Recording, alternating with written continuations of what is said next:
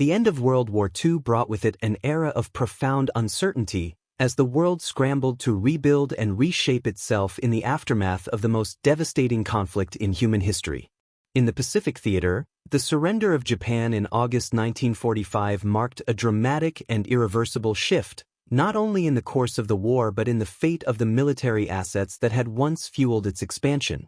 Among the most enigmatic remnants of this era were the Japanese submarines, vessel types that had played a pivotal role in Japan's naval strategy, yet found themselves largely obsolete in the face of a new, more complex geopolitical reality. What would become of these submarines after their surrender? As Japan capitulated, the Allies, primarily the United States, found themselves in the delicate position of dealing with a defeated enemy whose military assets were now surplus. The operational situation was chaotic.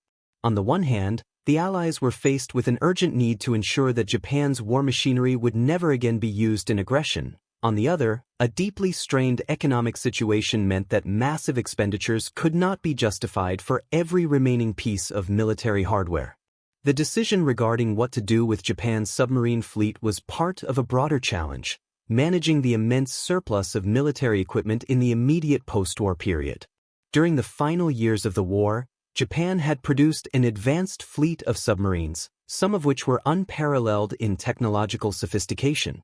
The I-400 class, for instance, represented the zenith of Japanese submarine design, boasting unprecedented capabilities, including the ability to carry and launch aircraft. In total, Japan had constructed more than 100 submarines by the war's end. These vessels, however, were not immune to the larger constraints of a post-war world.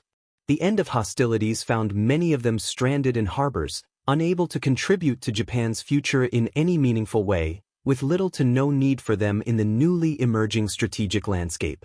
Japan's wartime industry had been largely destroyed by Allied bombing campaigns, and with the country's economy in ruins, there was no capability to continue maintaining such an extensive fleet.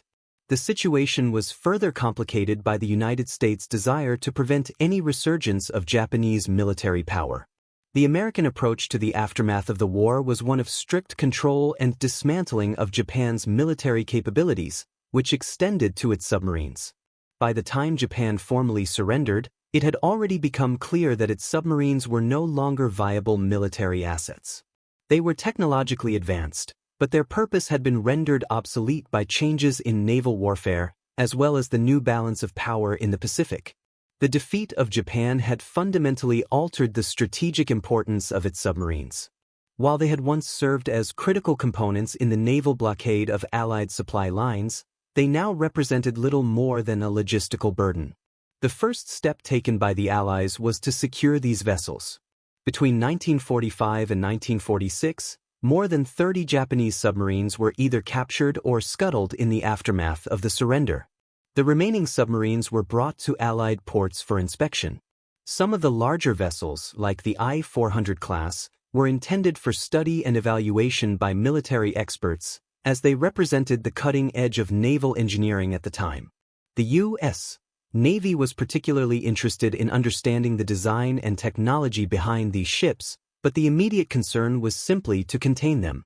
The true fate of these submarines, however, was still in flux.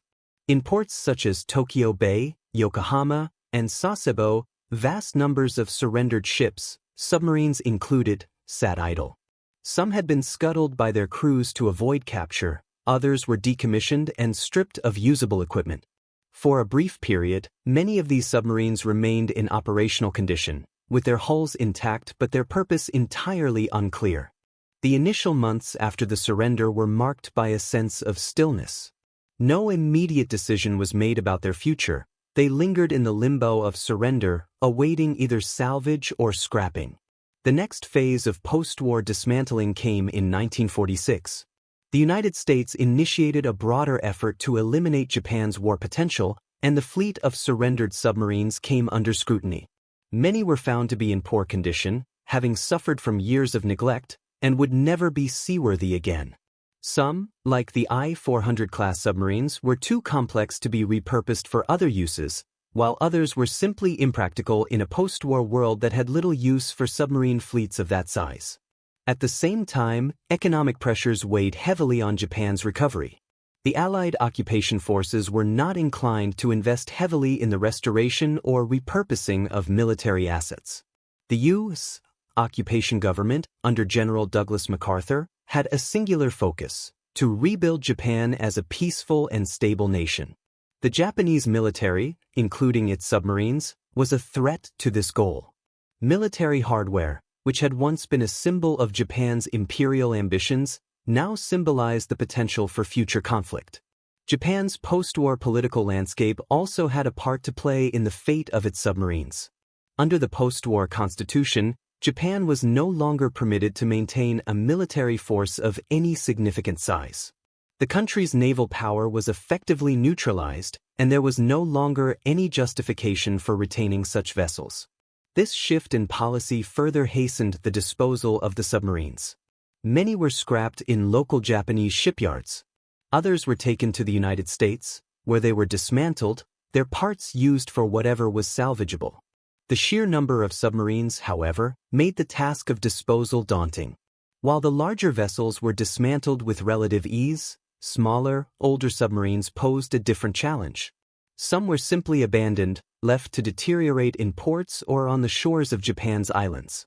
These vessels, once symbols of Japan's naval prowess, now became relics of a past era, left to rust in the saltwater and the stillness of post-war Japan. The economics of the post-war period meant that scrapping the submarines was a costly process. The United States, deeply invested in ensuring that Japan would never be able to rise again as a military power, was willing to bear some of these costs.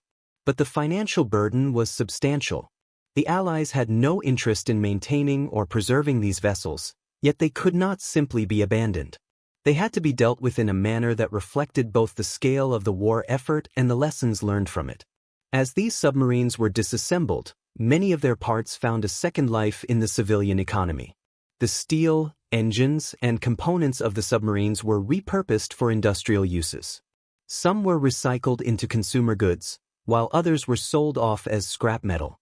Despite the scale of their destruction, the remnants of the Japanese submarine fleet did not vanish entirely. Pieces of these once mighty vessels continued to contribute to the industrial boom of post-war Japan, albeit in an entirely new form. But for the most part, these submarines, once a central part of Japan's military might, met a quiet, unceremonious end. The rapidity with which they were stripped of their significance, the manner in which they were discarded, and the finality of their destruction spoke to the enormous shifts in both the military and economic realities of the post-war world. What was once considered a critical military asset had been reduced to a pile of scrap metal as the world moved forward, leaving behind a past that could no longer be sustained. In the months following Japan's formal surrender, the fate of the surrendered submarines was gradually sealed. The initial hesitation that characterized the early post-war years gave way to a more systematic effort to dismantle Japan's once proud naval fleet. The process, however, was not as straightforward as it may seem. The sheer scale of Japan's submarine fleet and the financial and logistical complexities of dealing with it ensured that the consequences of their post-war fate were far-reaching. By the close of 1946, the Japanese economy was in dire straits, and Japan's infrastructure was in ruins. The war had decimated much of the country's industrial capacity, leaving the government with little ability to process or repurpose surplus military equipment on its own. Under the terms of the post-war occupation, Japan was stripped of its military power, and maintaining a fleet of submarines, many of which were technologically advanced, was an impossible task. With the United States focused on rebuilding Japan as a pacifist nation, there was no room for rearmament. Thus, the process of scrapping Japan's submarines became a fundamental part of the U.S. occupation strategy. The United States Navy quickly set the tone for how these vessels would be disposed of. Many of the submarines were not only surplus but also expensive to maintain and operate. The need to eliminate the remnants of Japan's military power took precedence over any desire to preserve them for potential future use. The largest and most sophisticated submarines, such as the I-400 class, which had once represented the pinnacle of Japanese naval engineering, were subjected to careful examination by American military experts. These vessels, with their ability to carry aircraft, were seen as a curiosity, and the Americans took a keen interest in understanding their design and capabilities. Some were eventually taken to the United States for study, but the fate of these technologically advanced submarines was already sealed. Despite their importance to Japan's wartime strategy, these submarines were now seen as anachronisms, their value relegated to historical interest rather than strategic utility. The I-400 class, for example, was unique in its design, possessing a range and size that far exceeded most submarines of its time. Yet, it was also clear that no nation, including Japan, had the capacity or the need to operate such vessels in the post-war world. After conducting initial evaluations, the U.S. Navy determined that keeping these large, complex ships was impractical. Their size, coupled with the logistical challenges of maintaining such advanced submarines, made them difficult to incorporate into the U.S. Navy's future plans. The decision was made to scrap most of the I-400 class vessels. These submarines were transferred to shipyards, where they were dismantled for parts. The I-400 and I-401 were among those that eventually met this fate, stripped of their most valuable components and dismantled for scrap metal. The process was slow and labor-intensive. For many of the smaller submarines, however, the situation was even more bleak. These vessels were not as technologically advanced, and their designs were already outdated by the time of Japan's surrender. The smaller submarines were not subject to the same level of scrutiny as their larger counterparts, and most of them were scrapped with little ceremony. The Japanese Navy had operated a variety of different submarine classes, including the smaller and more conventional types, many of which were no longer viable for military service. These submarines were often abandoned or scuttled in the immediate aftermath of the war, left to decay in the harbors of Japan. As the occupation of Japan progressed, the Allied powers pushed forward with a rigorous program of demilitarization. The need to completely eliminate Japan's military power was one of the key tenets of the post-war order. As part of this strategy, the submarine fleet was systematically dismantled, not only to ensure that these vessels could not be used again but also to serve as a symbol of Japan's defeat and the transformation of the nation into a peaceful, demilitarized state. The Allied forces took extreme measures to ensure that any remnants of Japan's military power would not resurface. The destruction of the submarine fleet was just one facet of this broader effort. While many submarines were broken down and recycled, others were used for testing. A few of the remaining vessels were transformed into floating laboratories for testing new naval technologies. This was particularly true of the larger, more sophisticated submarines, which were valuable for the lessons they could provide. However, as the years passed and Japan's post-war recovery took shape, the demand for such tests diminished, and the remaining submarines that had once been of such strategic importance were left to rot in neglected harbors. The years 1947 and 1948 saw the formal end of the immediate post-war dismantling efforts. The larger submarines, such as the I-400s, had been scrapped or studied, while the smaller vessels were either abandoned or broken down for parts. The remnants of Japan's once proud submarine fleet were slowly fading into obscurity, their legacy erased not only by the destruction of their hulls but by the fact that they were no longer relevant to the new world order that was emerging in the Pacific. Yet, even in their final years, these submarines were not completely forgotten. Despite their destruction, many of their parts lived on in other forms. The engines, steel hulls, and other components that had been salvaged found new life in the civilian economy. In the years following the war, Japan's industrial base slowly began to recover, and the recycled materials from the submarine fleet played a part in that process. Steel from the submarines was used in civilian construction, while smaller components were repurposed for industrial use. Even as the submarines themselves were consigned to history, their parts continued to contribute to Japan's post-war economic boom. For many years, the final disposition of Japan's submarines was not a topic of widespread discussion. The story of their dismantling was largely overshadowed by the more immediate concerns of rebuilding the nation. The fact that these submarines, once considered symbols of Japan's military might, were reduced to scrap metal in a relatively short period of time underscored the dramatic shifts in global power dynamics and military strategy that had taken place. They were ultimately victims of a new world order, one in which Japan, stripped of its military ambitions, could no longer afford to maintain such costly relics of its past. By the early 1950s, Japan had largely completed its transition from a militaristic empire to a peaceful, democratic nation.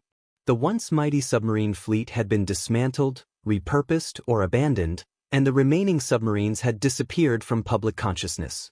In their place stood a new economic power, one that would rely on industry, commerce, and technology rather than military prowess. The submarines that had once been key to Japan's strategy in the Pacific War were now little more than memories. Their remnants, scrap metal, discarded hulls, and forgotten parts, were scattered across the industrial landscape of post-war Japan, contributing to a new chapter in the nation's history. The legacy of these submarines, however, was not entirely erased. Their advanced design and the lessons learned from their construction would continue to influence naval architecture for years to come.